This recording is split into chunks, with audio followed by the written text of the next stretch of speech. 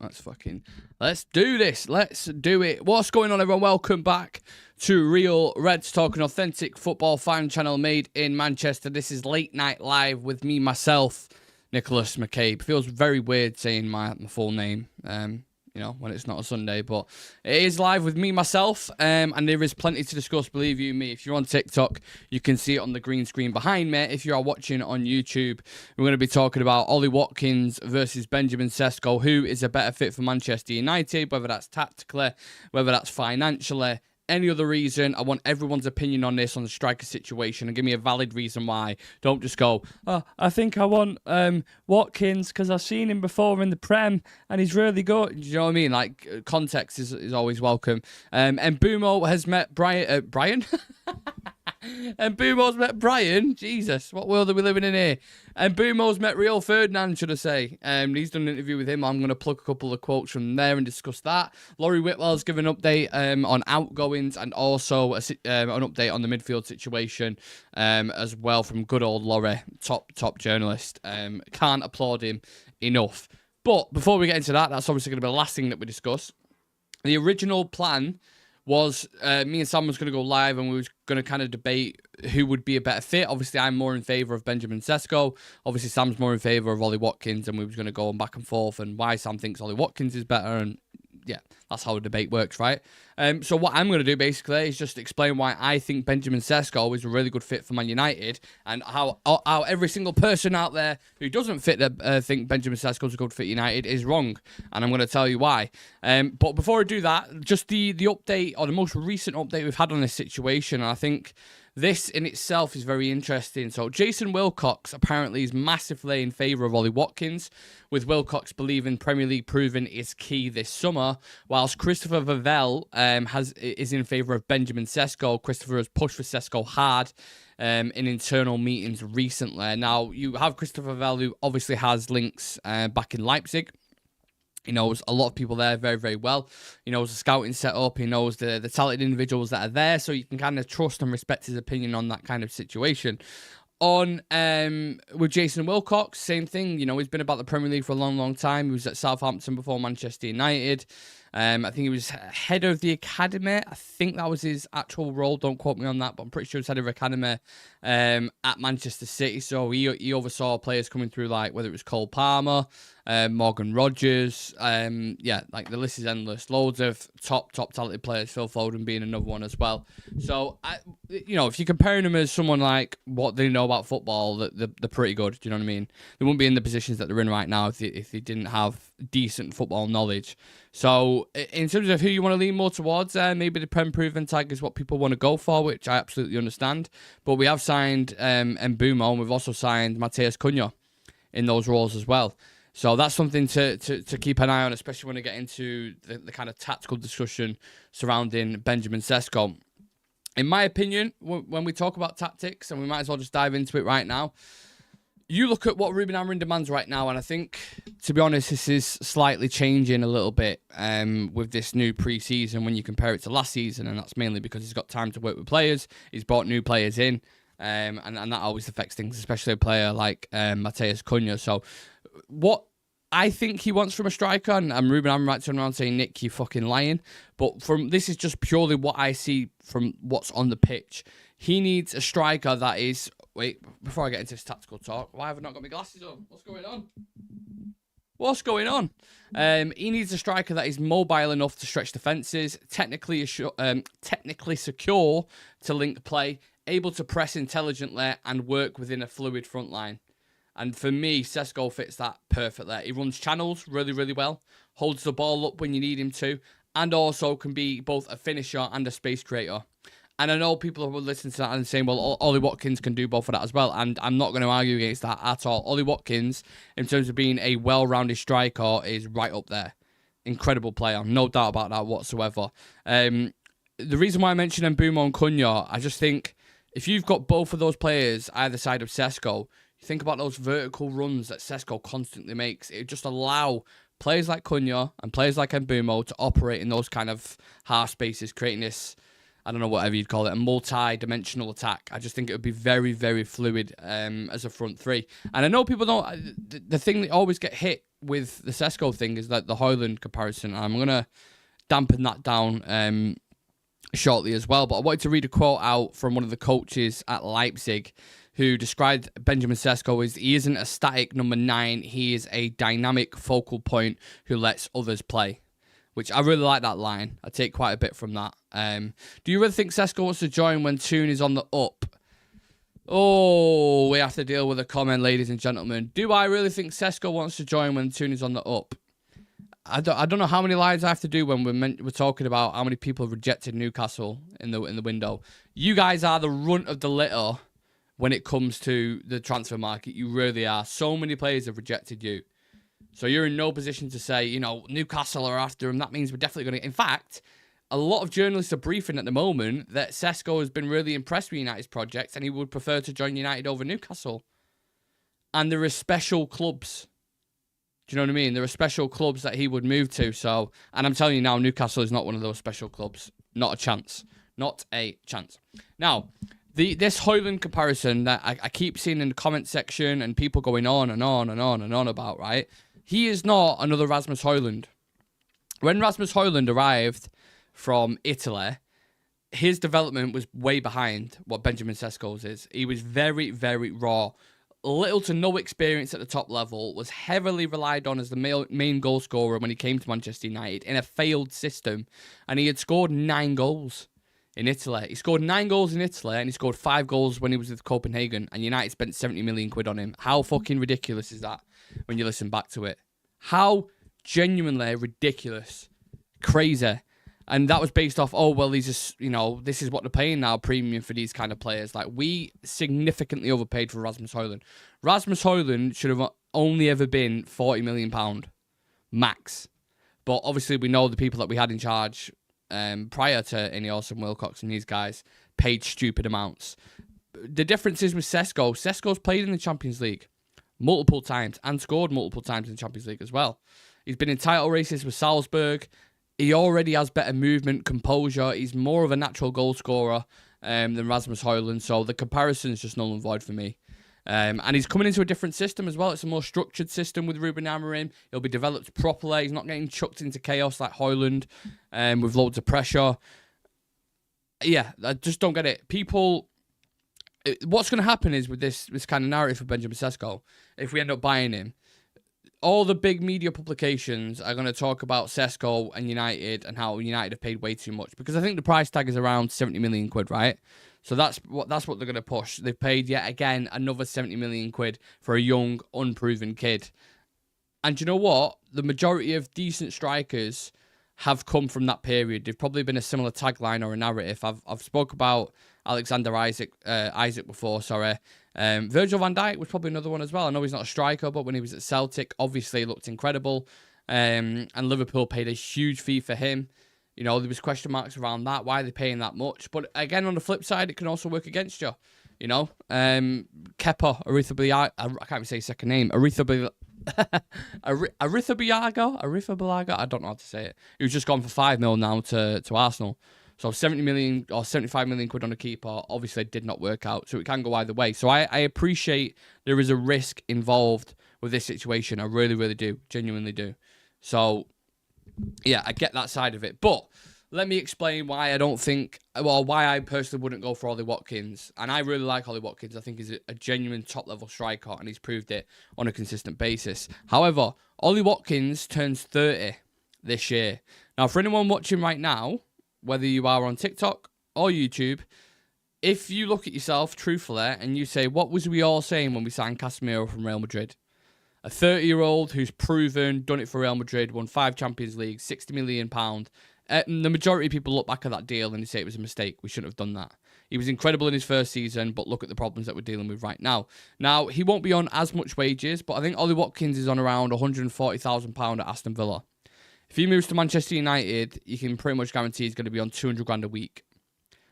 A 30-year-old on 200 grand a week on a long-term deal. Do I need to say it again? Like, we've been down this road. It's another stopgap. Within a couple of years, we're going to be looking at another striker. Everyone said the Casemiro deal was a mistake. What is the difference with this? Please, anyone tell me what is the difference? Also, as well, I don't even know if he wants to move to Manchester United. I've not seen anything briefed. I might have missed it if there has been. From the thing I'm seeing from Sesko's side, he likes United. He appreciates them. He likes the offer that they put on the table. He would go to Manchester United. With Watkins, it's up in the air at the minute. You're kind of like, does he want to go? Does he want to stay? I'm sure he likes United. I'm sure he wants a new contract. But also, can he use that as well to get a new contract from Aston Villa? Because I'm not sure how long he's got left on his current one. Sesko is only 21 years old, has all the elite physical attributes, world-class potential, and if he hits the peak that most clubs in Europe think he's going to, his value is going to flip anyway. So if we buy for 70 million quid, and he turns into a player that people are anticipating, he's going to be a £100 million striker, no doubt, easy anyway. So you're going to make more money off that. And again, I know it doesn't always work out like that. I get it. I know it doesn't. You just buy a player in it, instantly. But I for whatever reason now, I trust the scouting a lot more than I did with the previous regime. I think Lenny Yoro was a fantastic buy. Was he not saying anything about him? French, unproven, not played in the Premier League, bought 50 million quid. Is anyone wondering about Lenny Yoro at the minute? No. No one is, because he's a top player. And was wanted by a lot of clubs. Same thing with Benjamin Sesko. Benjamin Sesko, Arsenal were in talks with Benjamin Sesko. Very, very close to signing him. Was super interested in him, especially Arteta. Chelsea had been linked with him before. Newcastle want him. United want him. Like, there is a demand there for him. And also, as well, your window's small. I know the transfer window's open until, is it the 2nd of September? I think. But your actual window to get a striker, if Newcastle end up getting Sesko, then you're in a kind of ballpark where you're going, okay, we've got to go for Watkins. And then Aston Villa go, we know you only want Watkins. There's only Watkins that fits your bill, really. So we're going to stay firm. We're going to say, nope, we want 60 million quid.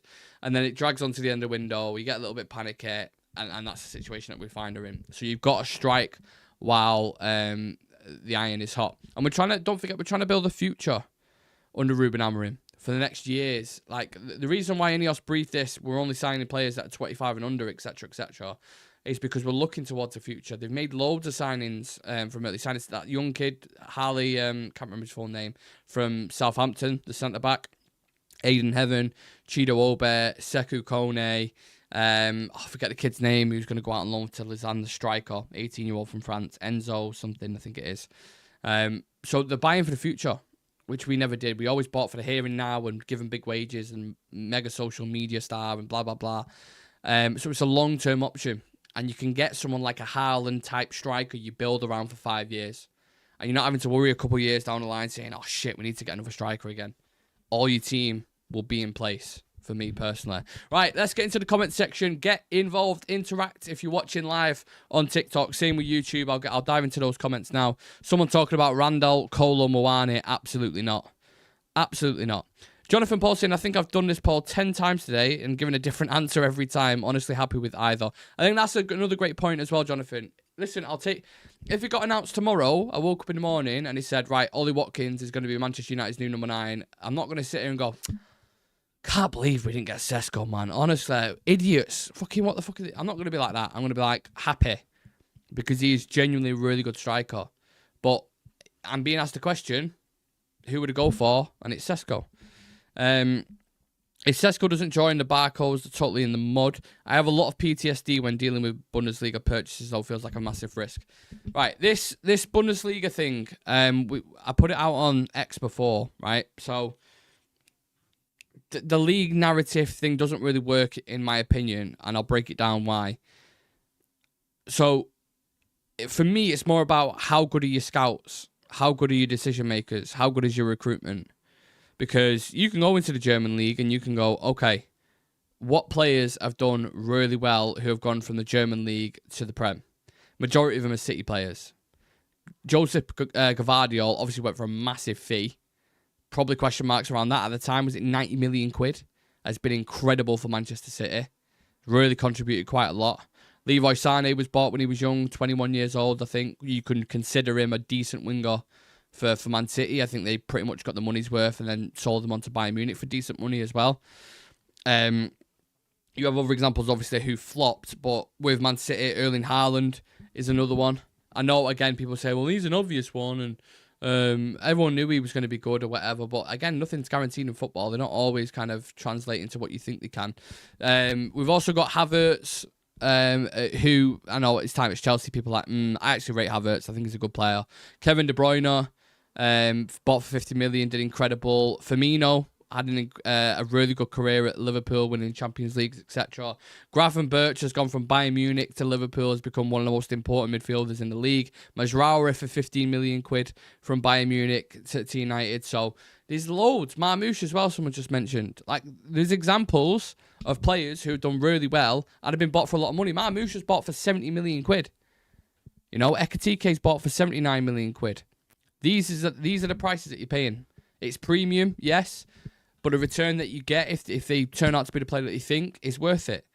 But you've got, on the flip side, it could turn into a Jadon Sancho, Timo Werner, Mkhitaryan, Kagawa, Pulisic, Naby Keita, these guys. So you've just got a fingers crossed that, yeah, the scouting's great, the recruitment's good, and the decision-making is even better, hopefully. Unfortunately, it really doesn't for us, Nick, but agree the competence feels better lately. I look at some of the players who signed. I think Yoro's a good signing. I'm still not sold on Ugarte. Maybe he can turn into the player that everyone thinks he can. And maybe I'm just on that boat on my own. Like I said, Mazraoui and De Ligt, I think for £55 million are good buys. I think De Ligt's looking better and better in that central centre-back role. Mazraoui, any manager's dream. Just a vertical chameleon player who can just shove him in anywhere and he does a job 7 out of 10. Xerxes, again, is one that's I'm not entirely sold on. But the youngsters that they brought in, Aiden Heaven for £1 million, great bit of business. I think Cheeto will be worth it as well by that point. So it's better. I'm not saying it's incredible, but it's definitely a lot better and an improvement on what the previous one is. Now, if we dive into a couple of stats on Benjamin Sesko, I've not even got to into Mbeumo's interview yet or anything. 13 goals and 5 assists in 30 starts in the German league for Sesko. Aerially dominant, 6'5", but also quick and technically strong as well. He's got an elite shot conversion. Doesn't need 6 chances to finish it off, like Werner or Højlund, who I alluded to before. And he's already proven himself in the Champions League and kind of Europe. So that's my argument for Sesko. It doesn't matter. We sign any of them, please. Just sign I just hope the actual sign a striker. Because we need a cohesive front line. And I think whether you bring in Watkins in there, it's going to work because he's played with Mbeumo before. He's got loads of experience in the Premier League, like Cunha, like Mbeumo. So I think it would just click like that. Sesko may take a little bit more time. But that's the bonus that we've got with the players that we've brought in. Cunha delivered, I think it was 15 goals and 6 assists for Wolves last season. And Mbeumo 20 goals and 7 assists. So you've got players who, the weight's on them as well now. Bruno doing what he does anyway. Amad Diallo obviously going to chip in with some. So the pressure isn't as much. So, yeah.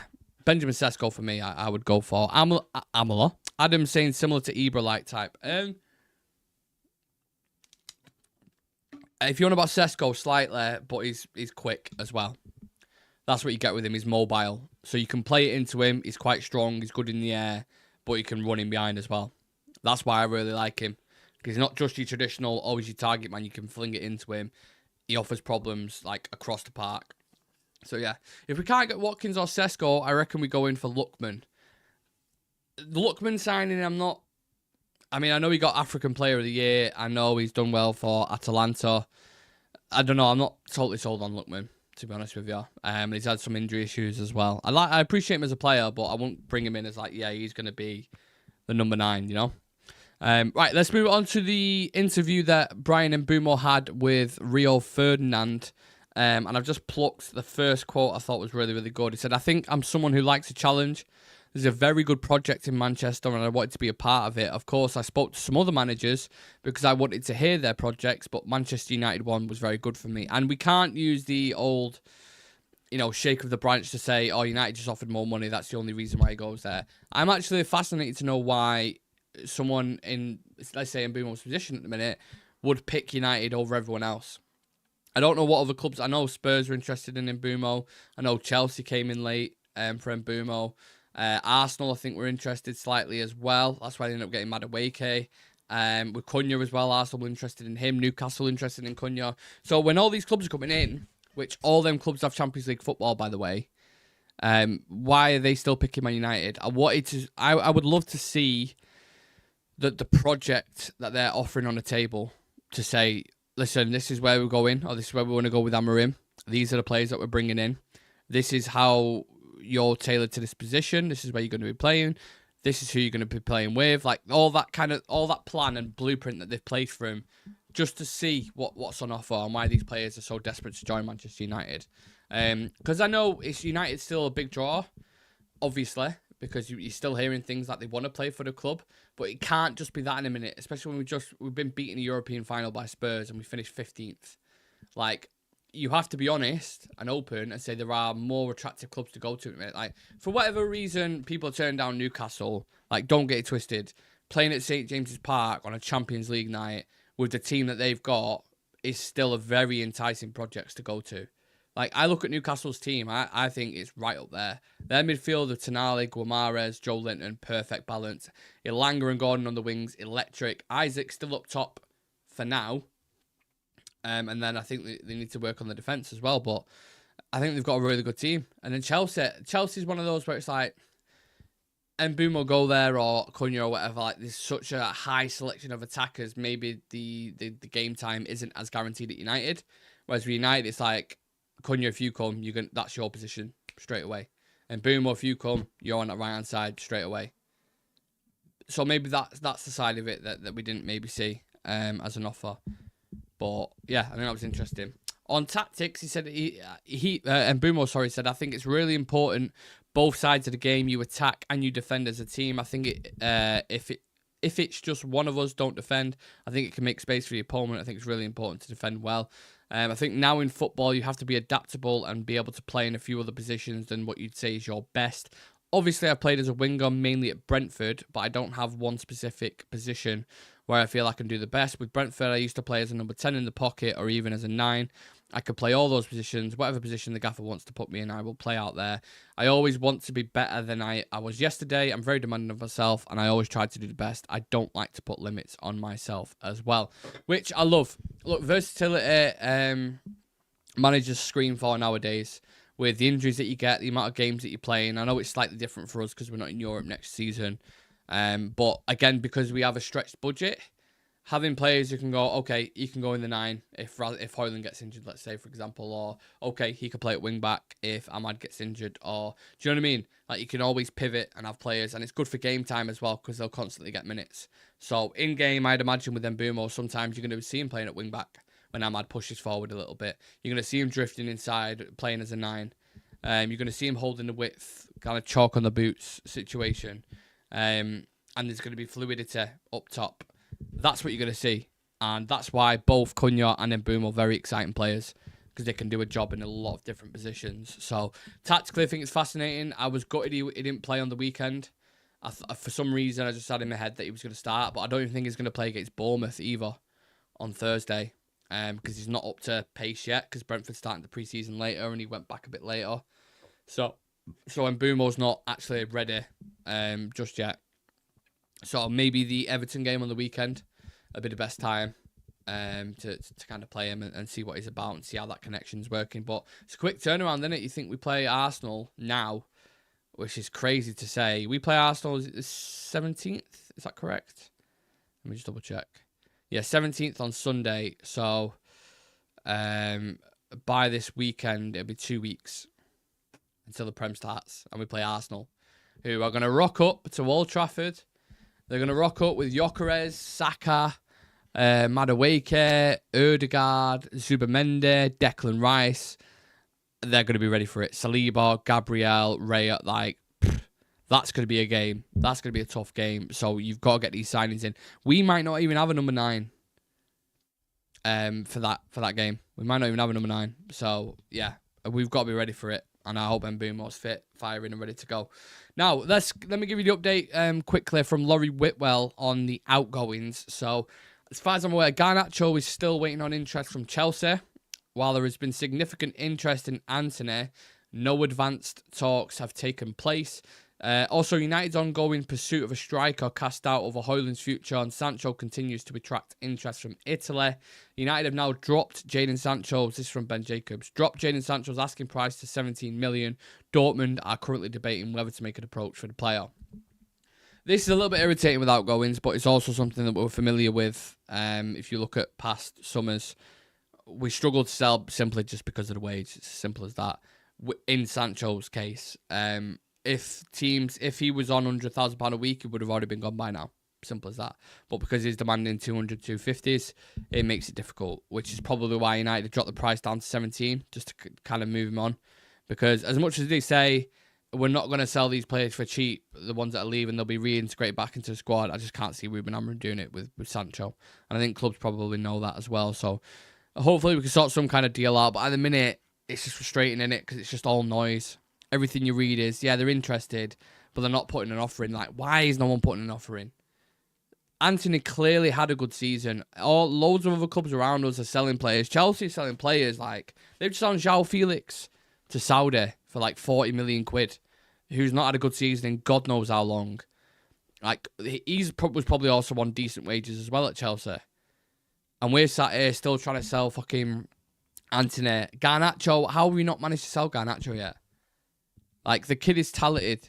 You want 50 million for him. Decent asking price when you compare it to all the other wingers that have gone. It's just frustrating, isn't it? Really, really frustrating. And then, Rasmus Højlund is one to watch as well, ladies and gentlemen. I think he could go this summer. I think Ornstein keeps mentioning this. Laurie Whitwell keeps mentioning it. And if they bring in a new striker, it could happen. So, if he goes, I'm not sure. It's probably going to be a loan to Italy with an option to buy. I won't expect someone to swoop in and pay 40 million quid for him. No chance. On the midfield, Laurie said United are actively searching for a mobile midfielder, though financial constraints are a consideration. So I will tell you right now, if we are to buy a midfielder, it won't be until the last week of the window. That's what I gauge from everything I'm reading, from people I speak to. Won't happen till last couple of weeks of the window, max. It'll be a striker focus for the next week or so, week or two. They'll probably kick off the season, see how many more outgoings you can kind of squeeze, and then there'll be a situation where we can maybe make a move for a midfielder. Who that midfielder is, genuinely couldn't tell you. I will say it's quite promising Ugarte and Mainoo's performance against West Ham, so hopefully we can improve on that. Let's just see. Let's see. Ben Jacobs has been live on TalkSport. Seen a quote coming in saying Ollie Watkins is very open to Manchester United. Sources close to Villa hint that an offer of 50 million might stand a chance, especially if Watkins drives for a move away. So that's just coming in now. That's the first thing I've seen that Watkins is open to joining. That's coming from Ben Jacobs, who, as a journalist, kind of, I don't know. He's good on some stuff, but then other stuff you kind of like, not entirely sure. So, yeah. Any Watkins fans in there? Good news for you guys, I suppose. How do you feel about the Sesko deal, or do you think Ollie is more likely? I've spoke about it at the start. I prefer Benjamin Sesko, but I think if I'm a betting man and they're like, Nick, you've got to put all your money on one or the other, I think Ollie Watkins happens over Sesko. 1, because of price. 2, the fact that he's Prem proven. And 3, I think Wilcox, when it comes to the recruitment side of things, I think he's above Vervel. So I just got a feeling they'll probably lean more towards that. But I'm not sure why they can't do anything like a swap deal with Garnacho. Maybe they just want pure cash for Garnacho for PSR reasons. I don't know. I don't know how that works. We should pay 50 mil for Watkins if Villa pay 55 for Garner. I wouldn't mind Mouani, but he's worse than crap in the air. I don't like Colin Mouani. I think he's overrated. I'd buy Le Mans and Watkins for the price of Sesko. We cover 2 positions instead of 1. Yeah, but then in a couple of years' time, you're going to be buying a striker again, aren't you? You're going to be spending another 60, 70 million. So you can look at it both ways for me. Sesko will be the pick due to him wanting to beat United. Watkins wants Arsenal. Well, they've just signed Gyökeres, so he's not going to go there. And Watkins will be looking at it now. We're like, look, I've been at Villa for... How long has he been at Aston Villa for now? 3-4 years, something? Maybe it's a new challenge. United's obviously a very attractive club. played there multiple times, knows players at United. New big contract, 200 grand a week. A chance to do something different. I'm sure he would be up for the challenge, but I don't know, man. I will stand by the fact, and I'm happy to be in that ball on my own, that I want Benjamin Sesko. I really, really want him. I think he's so exciting. I think if he doesn't make a move to United, if he ends up going to Newcastle, watch what he does for them. If Isaac ends up leaving, watch what he does. He'll absolutely tear it up there. And Watkins will do well for us as well. So I won't be too bitter about it. I won't be salty. But just know. The boy is a player. What midfielder would you go for, understanding we ain't going to buy Mbeumo? Mbeumo's the dream target for everyone, isn't it? Mbeumo's the guy. Go and sign him. He'll make the difference. And I know 100 million, 80 million, whatever you want to call it, is a big price tag. But I think you need to spend that amount of money on a midfielder to really genuinely make a difference.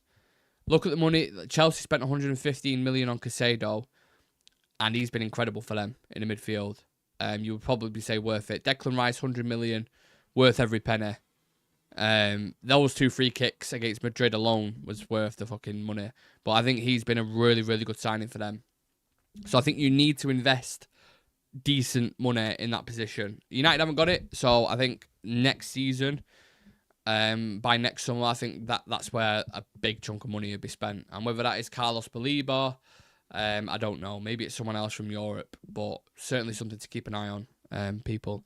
Right, I'm going to leave it at that. It was a late night live, so I was only doing, kind of 30-odd minutes speaking about Watkins and Sesko, the midfield situation, outgoings as well. Bottom right-hand corner, can't see it on TikTok on the screen, is all of our socials. Instagram's popping off at the minute, TikTok's popping off at the minute, videos trending, etc. And YouTube as well, we just hit 21,000. So if there is anyone, if you would like to subscribe to Real Reds Talk, link is in the bio if you're on TikTok. Obviously, if you're watching on YouTube, it's just in the bottom right-hand corner of your screen. And then, yeah, socials, Instagram, X, and yeah, drop us a message, speak to us. Comment on stuff. I've just seen something there. Newcastle United reached an agreement. I thought, fucking hell, it's not going to be Sesko, is it? But it's Aaron Ramsdale. So we're okay. We're okay, people. Appreciate you all, everyone on socials, and I'll chat to you tomorrow.